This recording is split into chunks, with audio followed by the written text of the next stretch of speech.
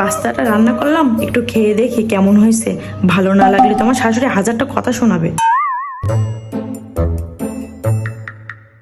High high high high, এবার দেখতেছি স্বভাব খারাপ। আমার মেয়ের জন্য তোমাকে একটু পাস্তা রান্না করতে বলছিলাম, তুমি দেখতেছি রান্না করতে করতে খেয়ে ফেলাচ্ছ।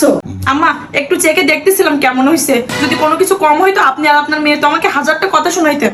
চাটতেছিল কিনা সেটা তো আমি দেখছি, গপ গপ করে গিলতেছিলাম। আমি মাঝে মধ্যে ভাবি কোনো কিছু রান্না করতে দিলে কম কম মনে হয় কেন। এখন বুঝতে পারছি এই বউ রান্না করতে করতে চুরি করে খেয়ে ফেলায়। বাপের বাড়ি থেকে তো এইসব আপনি শিখে আসতো, ভালো কিছু তো শিখে আসতে পারোনি। এটা নিয়ে সোজা আমার মেয়ের রুমে রেখে আসবা, আর যেন মুখে দেওয়া না হয়। তুই বাড়িতে আসছিস বাবা?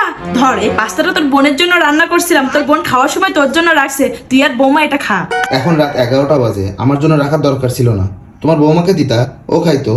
বৌমা তো আগে মন ভরে খাইছে, ও তো আমার আরেকটা মেয়ে। আমরা যেটা খাই বৌমাকে আগে দিয়ে তারপর আমরা খাই। ওর চিন্তা তোর করা লাগবে না, বৌমার চিন্তা আমরা সবাই করি।